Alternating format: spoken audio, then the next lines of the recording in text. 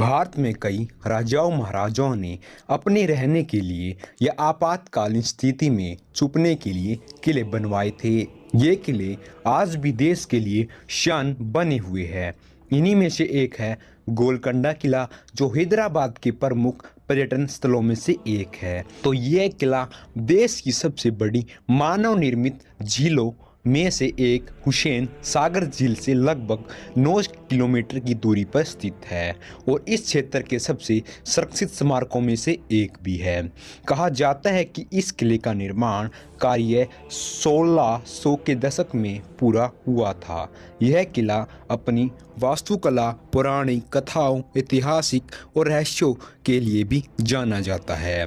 इस किले के निर्माण से एक रोचक इतिहास जुड़ा हुआ है कि कहते हैं कि एक दिन एक चौराहे पर लड़के को पहाड़ी पर मूर्ति मिली। जब उस मूर्ति की सूचना तत्कालीन शासक राजा को मिली तो उन्होंने उसे पवित्र स्थान मानकर उसके चारों ओर मिट्टी का एक किला बनवा दिया, जिसे आज हम गोलकोंडा के नाम से भी जान सकते हैं।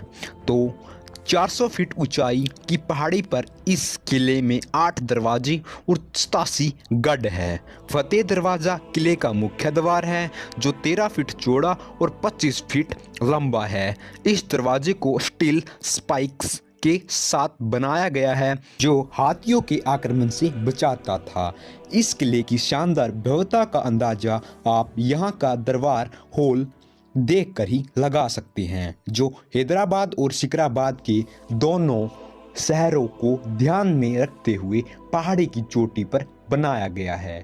यहाँ पहुँचने के लिए 1000 सीढ़ियाँ चढ़नी पड़ती है। ऐसा माना जाता है कि किले में एक रहस्यमयी सुरंग भी है, जो किले के सबसे निचले भाग से होकर किले के बाहर निकलती है।